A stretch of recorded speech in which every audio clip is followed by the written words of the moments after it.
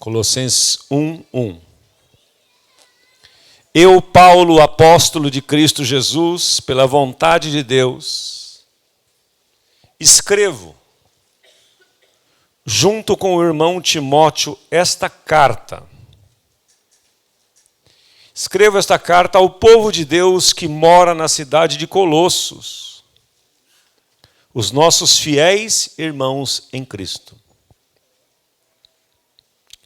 Que a graça e a paz de Deus, o nosso Pai, estejam com vocês. E aí Paulo faz uma oração. E esta série que estamos trabalhando com esse tema, Vivendo Acima da Normalidade, nós estamos sendo mentoreados, ensinados por uma das pessoas mais ilustres do Novo Testamento, o apóstolo São Paulo, que viveu acima da normalidade. E ele fez uma oração pela igreja de Colossos. E quando eu li esta oração, eu li esta carta mais de uma vez, e eu aconselho você a lê-la, como tenho falado aqui outras vezes, a estudá-la, a ver os termos, as palavras, o significado das palavras, a meditar na palavra, porque existe uma diferença muito grande em ler e meditar. Meditar é refletir. Ler é ler. Ler você lê notícia, lê qualquer coisa, mas meditar é outra coisa. Eu estou convidando você a meditar na palavra de Deus. E o apóstolo Paulo faz uma oração. E eu tenho, desde quando eu vi essa oração, eu tenho me colocado debaixo dessa oração. Eu tenho me colocado diariamente debaixo dela. E tem sido uma bênção para a minha vida. E eu queria desafiar você a olhar com cuidado esta oração que Paulo fez pela igreja de Colossos. Como eu já disse aqui em outra oportunidade, nós somos a igreja de Colossos hoje. Porque esta carta não foi uma carta específica só para aquela igreja. Porque senão ela não teria se tornado escritura sagrada. Se era uma coisa específica para a época, para aquelas pessoas, ficaria ali. O Espírito Santo não reuniria esta carta para se tornar Bíblia, a Escritura Sagrada. Se está aqui, esta carta é para mim e para você. Então, esta oração que Paulo faz, ele faz por nós. E, portanto, ele ora assim: sempre que oramos por vocês, damos graças a Deus. Que foi o tema que nós trabalhamos semana passada, gratidão. Damos graças a Deus, o Pai de nosso Senhor Jesus Cristo, pois ficamos sabendo da fé que vocês têm em Cristo Jesus e também do amor que vocês têm por todo o povo de Deus. Vou ler de novo. Sempre damos graças quando oramos por vocês. Graças a Deus, o Pai de nosso Senhor Jesus Cristo, pois ficamos sabendo da fé que vocês têm em Cristo Jesus e também do amor que vocês têm por todo o povo de Deus. E o que nós vamos abordar hoje é esse aspecto que Paulo fala da fé. A fé. E na projeção que eu preparei para vocês, eu coloquei a versão da Bíblia, a mensagem que eu queria reler para você e dando esse destaque. Paulo dizendo, nossas orações por vocês são sempre de agradecimento. Paulo ora por você e ora por mim dando graças a Deus. Ele não ora reclamando. Tem orações que a gente faz reclamando, não tem? Quantos já fizeram oração reclamando aqui? Misericórdia, fazer oração reclamando é duro, né? Mas acontece na vida dos melhores, nas melhores famílias. Mas Paulo diz assim, olha irmãos, quando eu me lembro de vocês, eu lembro de vocês com gratidão. Eu tenho sempre agradecimento. É um homem doce. Paulo era um homem doce, apesar de todo o sofrimento e dor que ele passou, perseguições, dificuldades, injustiças, a alma dele não foi afetada, porque ele vivia acima da normalidade. Ele tinha unção, Ele é um homem que tem esta unção para impartir sobre nós. Porque nós transmitimos aquilo que somos. E Paulo, por ser um homem doce, eu quero me colocar debaixo dessa oração. Eu quero ser doce também. Quantos querem ser doce aqui?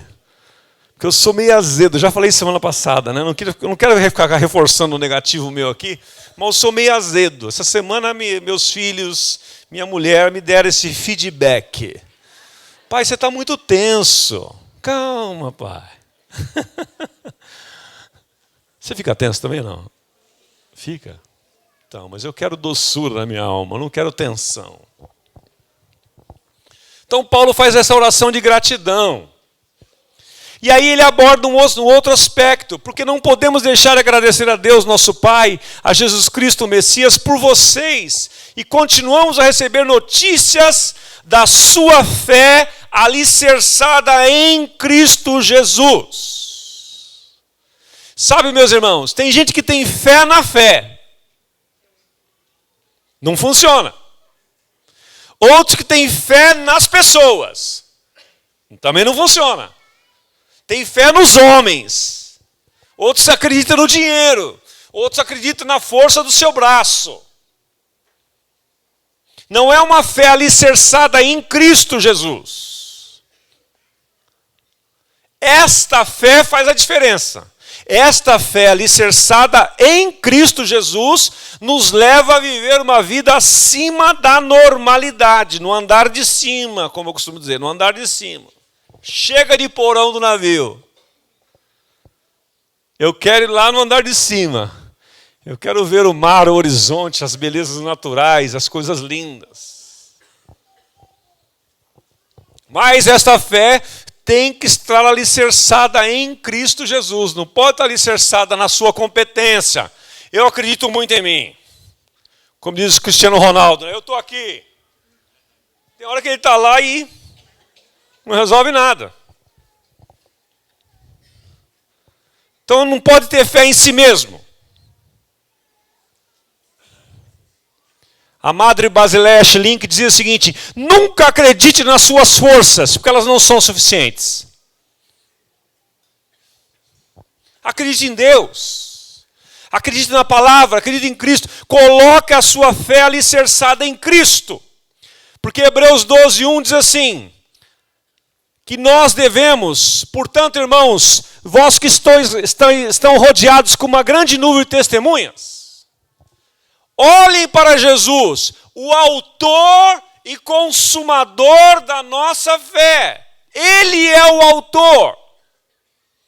E a minha sábia mãe já me dizia lá atrás, dizia Osmar: filho, não coloque a sua fé e esperança nos homens. Eles falham, como você falha. Olhe para Jesus, filho, olhe para Jesus. E eu quero dizer para você hoje, coloque a sua fé em Cristo Jesus. Não coloque a sua fé em mim. Eu sou falho, eu sou limitado. Muitas vezes nós frustramos a nossa vida porque nós colocamos as nossas expectativas nas pessoas erradas. Tem um amigo meu, o Marcelo, que escreveu um livro chamado A Maldição das Expectativas. Forte, né? Mas é verdade. Muitas vezes você bota expectativa em pessoas, em situações, em sonhos, em projetos e frustram-se. E você se frustra. Coloque a sua fé em Cristo Jesus, como nós cantamos aqui. Em nada aponho a minha fé, senão na graça de Jesus. No sacrifício redentor, no sangue do meu redentor, no sangue remidor. É isso que Paulo está dizendo. Eu dou graças a Deus porque vocês não colocaram a fé de vocês nos homens, não colocaram a fé de vocês no governo, estão alicerçadas em Cristo Jesus. Em Cristo Jesus. E esta fé, quando é colocada e alicerçada em Cristo Jesus, leva você a viver uma vida acima do normal. E eu vou dar um exemplo para você na continuidade dessa ministração aqui. Vamos lá, vamos caminhar um pouquinho. O que é a fé? Hebreus 11, 1 e 2 traz uma definição bíblica. A fé, vamos ler juntos ali, por favor? A fé, o que é a fé?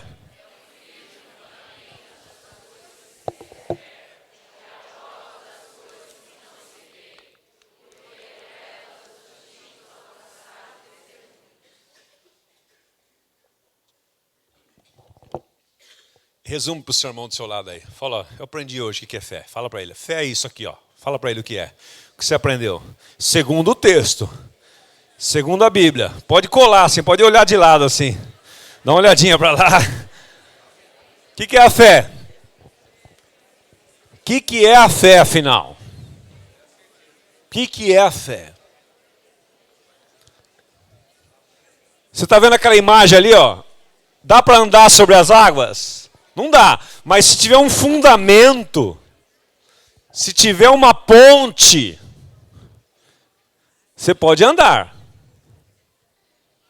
Então a fé é o firme fundamento das coisas que se esperam. O que você espera está no presente ou está no futuro?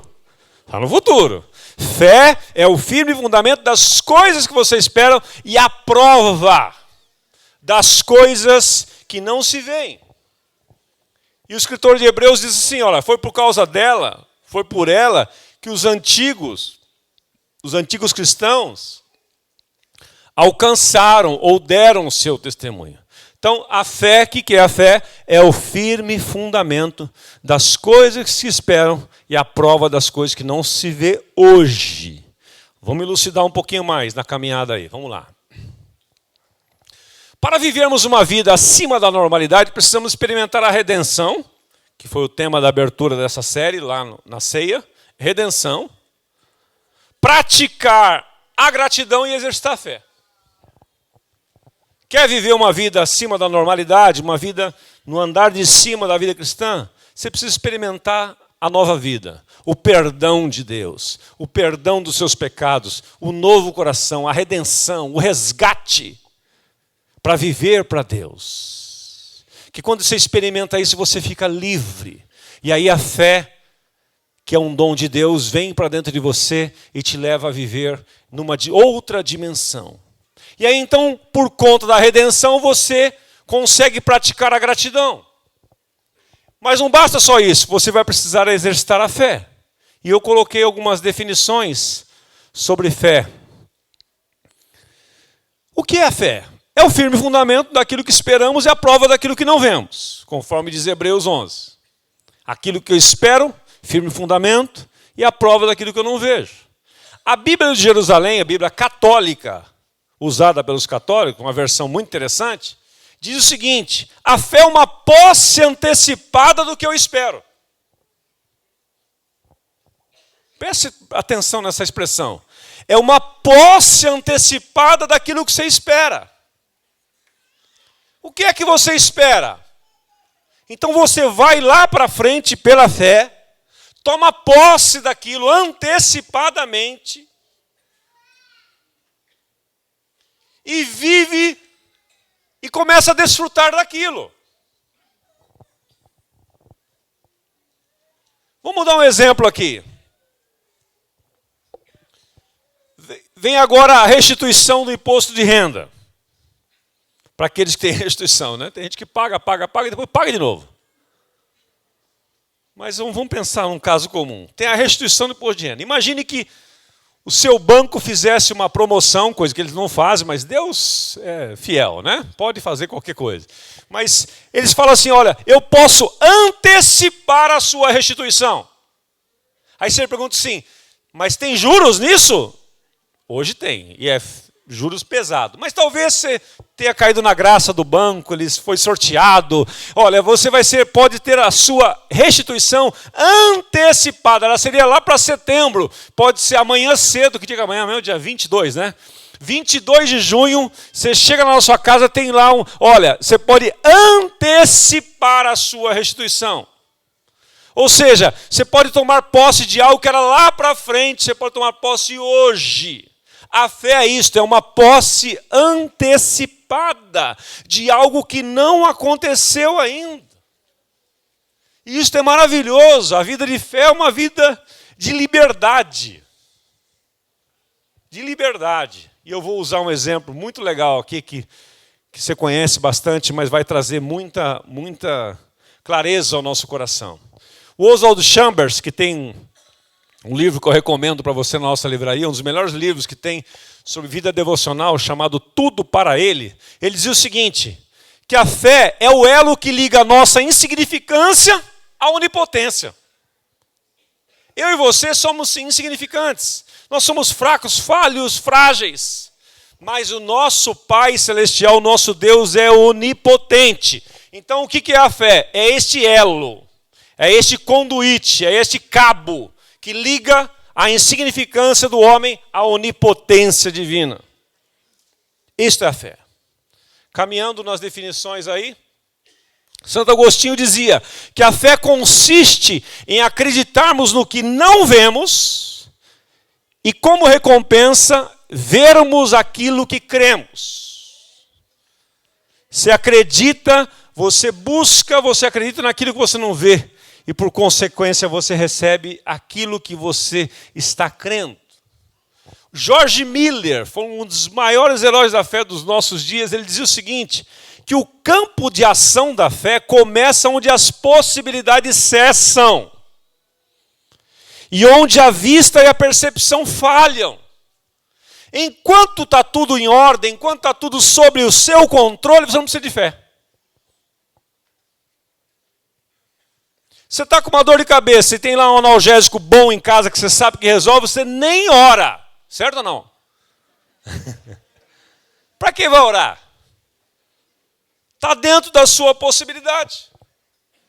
Mas quando você toma aquele analgésico poderoso que você tem, aquele que é infalível, e a dor de cabeça não passa, você vai ao médico. E aí, as possibilidades daquele medicamento falharam. As percepções também. Aí o médico te dá uma notícia não muito boa. Olha, nós precisamos investigar o que é esta dor. Eu vou fazer uma internação para você aqui. Não, mas eu tenho uma agenda amanhã para cumprir. Não, você não está entendendo. Quantos já passaram por uma situação assim? Eu já passei algumas. Você não está entendendo. Você não vai poder ir embora. Nós vamos ter que investigar isto. Aí é onde as possibilidades do medicamento cessaram e a percepção falhou. Aí você aciona a fé. Liga para os irmãos, entra no grupo do WhatsApp do seu G100. Coitado daqueles que não têm um G100 essa hora, né? Dá dó deles, coitado, não tem a que recorrer. Mas quem está envolvido num relacionamento de cristãos e tal, na hora dispara para o grupo inteiro, manda para cá, chama o supervisor e vai orar. Vai buscar a fé, porque falhou tudo. É assim que George Miller via a fé. É quando o campo de ação da fé começa, onde as possibilidades cessam e a vista e a percepção falham. E Spurgeon completava dizendo que a fé e a obediência estão amarradas no mesmo feixe. Olha aqui, que interessante isso. A fé e a obediência estão amarradas no mesmo feixe. Aquele que conhece a Deus, crê em Deus. E aquele que crê em Deus, obedece a Deus. Porque a fé e a obediência é como um trilho de trem. Não é uma coisa só. É a fé e a obediência. Se você tem fé, Deus vai te colocar algumas situações que você terá que obedecê-lo sem questionar muitas vezes. E aí eu quero encerrar com o exemplo de Abraão. Abraão recebe muitas revelações de Deus maravilhosas. Um homem de Deus, um homem de relacionamento com Deus. Deus se manifestava a ele. Eu vou dar uma bem pincelada, bem rápida mesmo, porque o tempo não permite explorar mais isso. Mas ele está lá tendo revelações fantásticas de Deus. E num determinado dia, no capítulo 11 de Gênesis, está lá essa história. Ele recebe uma revelação de Deus sobrenatural. Deus se manifesta a ele. Coisa fantástica. Aí Deus dá a ele uma ordem. Porque a fé e a obediência estão amarrados no mesmo feixe. E Deus diz a Abraão, Abraão, sai da tua terra, do meio da tua parentela, para uma terra que eu te mostrarei. Mostrarei no futuro, ou no presente, ou no passado? É a fé. E o texto, e a história de Abraão, e depois o livro de Hebreus trata disso. Ele se tornou um gigante da fé, se tornou uma referência. Paulo fala dele, o escritor de Hebreus fala, e eles falam assim, que ele obedeceu indo, sem saber para onde ia. Isso é a fé. A fé vai te levar a uma ação. Não tem como, por isso que Tiago diz lá, a fé sem obras é morta. Toda a fé levará você a uma ação. E Deus disse para Abraão, sai da tua terra, do meio da tua parentela, para uma terra que te mostrarei. E Abraão reuniu tudo que ele tinha. Seus filhos ele não tinha ainda, né? Mas seus criados, seu gado, tudo que ele tinha. Ele era um homem muito rico. Seus sobrinhos, os parentes todos, Ló, que era sobrinho dele, foi embora. Foi embora para onde? Sem saber para onde ia.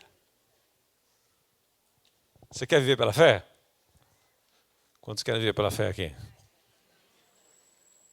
Às vezes Deus vai te colocar nessas situações. Você vai ter que obedecer indo. Não é ficando.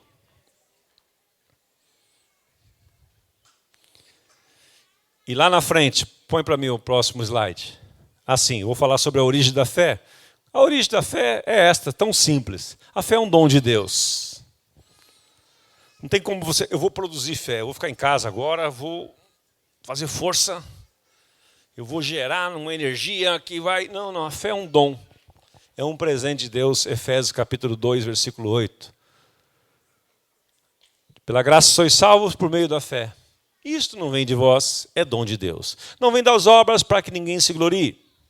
A fé é um dom de Deus. E a outra origem da fé, depois do dom de Deus, é a palavra. É a palavra de Deus. Você quer ter fé, você vai precisar se encher da palavra de Deus. Romanos 10, 17 diz que a fé vem pelo ouvir.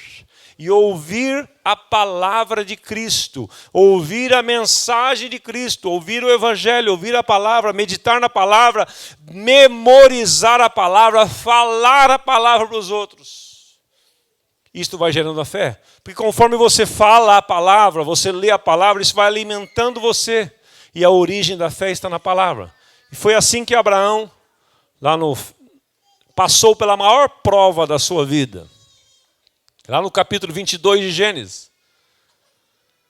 E Hebreus 11, 17, que eu quero que você leia comigo, 19, registra o resumo disso. Depois eu quero que você leia na sua casa capítulo 22 de Gênesis, para você ver esse exemplo de fé. Mas aqui em Hebreus está o resumo.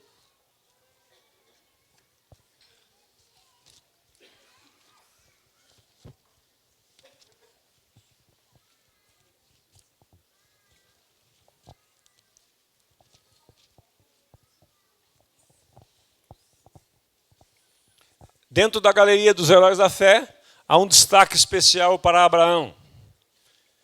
E aqui no verso 17, diz assim: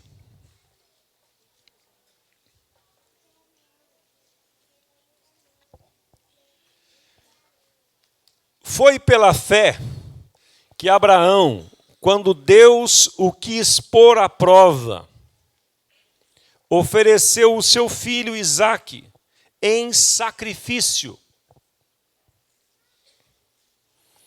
Deus tinha prometido muitos descendentes a Abraão, mas mesmo assim, ele estava pronto para oferecer o seu único filho em sacrifício. Deus lhe tinha dito, por meio de Isaque é que você terá os seus descendentes. Abraão reconhecia que Deus era capaz de ressuscitar Isaque. E por assim dizer, Abraão tornou a receber da morte o seu filho Isaque. Continuando o resumo da vida de Abraão, com 75 anos ele recebe a promessa de Deus. Sai da tua terra, do meio da tua parentela, para uma terra que eu te mostrarei, porque eu farei de você uma grande nação. Ele não tinha filhos. E Sara, sua mulher, era estéril. Ele teve que crer. E ele creu como? Obedecendo. Ele obedeceu indo. Porque não tem como você obedecer e ficar estático. Como eu já disse, a obediência leva você a uma ação. E o tempo passou, e esse filho não nasceu, porque Sara era estéril. O tempo foi avançando, Abraão se tornou impotente, incapaz de reproduzir. E quando ele tinha 99 anos, já impossibilitado Sara de gerar, Deus fez com que eles gerassem. Porque ele obedeceu indo. Muito bem. Sara engravidou. Contra todas as impossibilidades. Quando Isaac estava na adolescência, houve uma confusão lá em relação às situações que Abraão gerou, erros que ele cometeu, que ele era um homem falível. Eu não vou detalhar isso, porque o tempo não permite. Mas Deus, parece-me, aqui vai a minha livre interpretação, parece-me que Deus percebeu que Abraão tinha tirado o foco dele e colocado o foco no filho. Parece que em determinado momento da vida de Abraão, o filho tornou-se muito importante para ele. Imagine a alegria dele. E Deus fez um teste com Abraão. Abraão, toma teu filho Isaac, vai até um monte chamado Moriá e sacrifica-o para mim. Imaginou isso? E sabe o que Abraão fez? De novo ele obedeceu indo. Se você for ler essa história lá em Gênesis capítulo 22, você vai ficar espantado. Porque Isaac, ele vai indo para o monte com Isaac. Isaac já era um adolescente, ou um pré-adolescente, e começa a conversar com ele. Pai, para onde nós vamos? Ele falou, nós vamos para o monte. Ele sabia, Isaac sabia, porque Abraão fazia. Aquilo era uma coisa corriqueira na vida dele. Prestar sacrifícios a Deus. Era uma forma deles cultuar na velha aliança. E Isaac perguntou, pai, onde nós vamos indo? Nós estamos indo fazer um sacrifício. E eu até achei uma figura na internet, pena que eu não pus aí. Isaac entrando, subindo no monte, com um monte de feixes debaixo do braço. De gravetos, feixes. Porque o holocausto tinha que ser queimado. Imagina os dois subindo no monte. E Isaac perguntando para ele, pai, nós vamos sacrificar isto?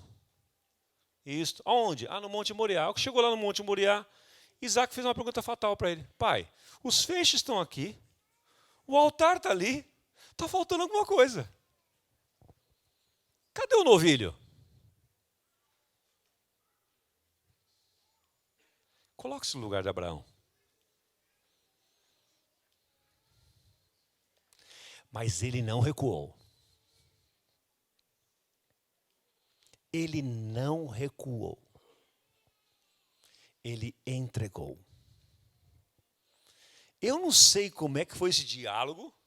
Eu só sei que ele teve que colocar o filho dele deitado naquele holocausto.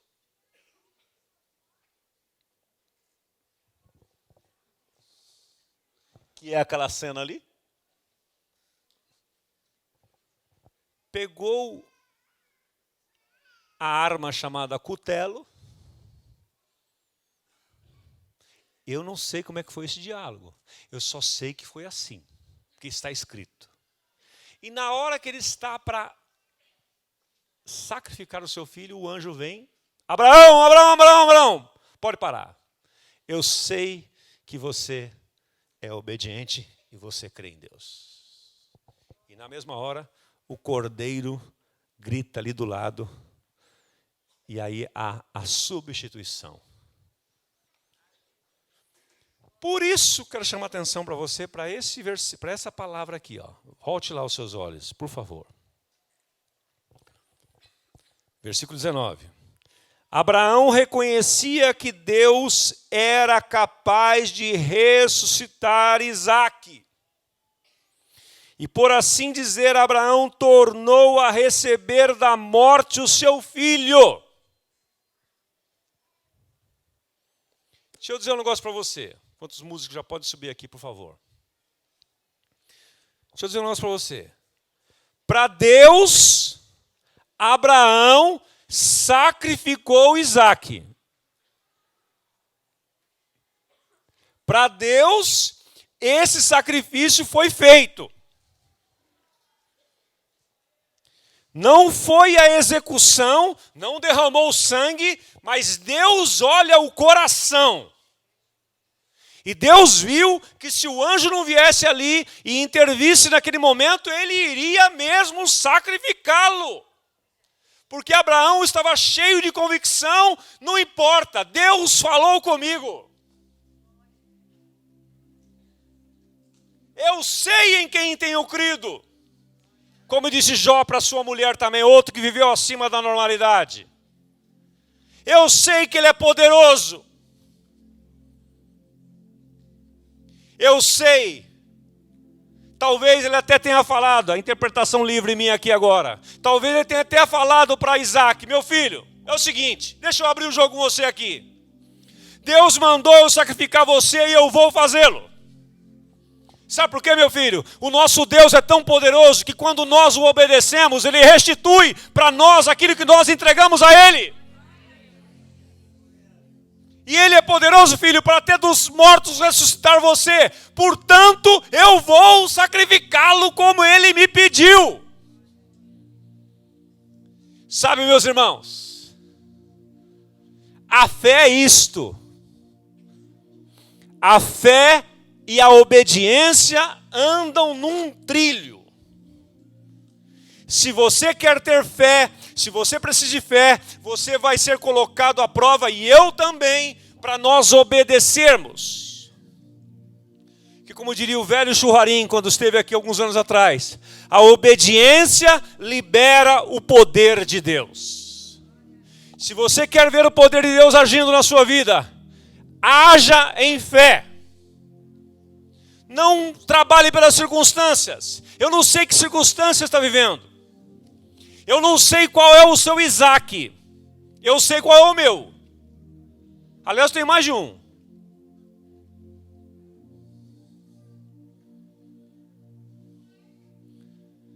Mas hoje à noite, você veio no lugar certo na hora certa. Porque você vai ter um up na sua fé hoje. Junto com a obediência, você vai experimentar muitos milagres. E aqueles que querem viver uma vida de fé e obediência, fiquem em pé comigo, por favor.